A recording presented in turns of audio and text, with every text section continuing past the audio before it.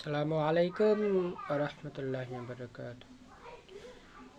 মানুষের সাথে সত্য কথা বলতে হবে। মানুষের সাথে কথায় কথায় মিথ্যা বলা যাবে না, বা কথায় কথায় রাগ করা যাবে না।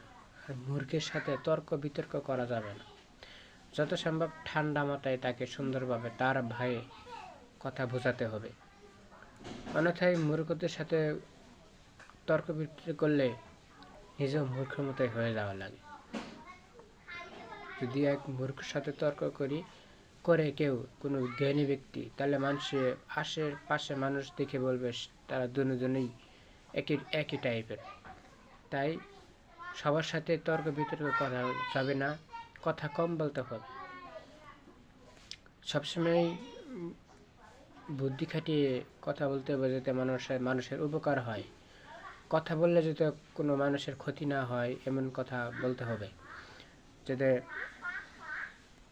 মানুষ উপকৃত হয়। আমার দ্বারা যেন মানুষের উপকার হয়, বরং কোনো উপকার যদি নাও হয়, কোনো ক্ষতি যাতে না হয়, তবুও ভালো। ক্ষতি না করাটাই সবচেয়ে উত্তম, উপকার যদিও না হয়।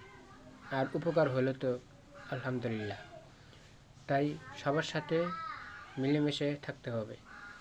মানুষের হানাহানি, ঝগড়াঝাটি এসব থেকে বিরত থাকতে হবে। ঝগড়া করলে শয়তান খুশি হয়, শয়তানের ঝগড়া লাগে, ঝগড়া করলে শয়তান আনন্দ পায়। কারণ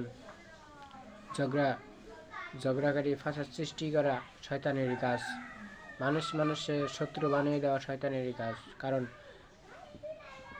মানুষ শত্রুতামি করে হত্যা করবে, তারপরে তারা জাহান্নামে যাবে। এতে শয়তান খুশি হয়ে যায়।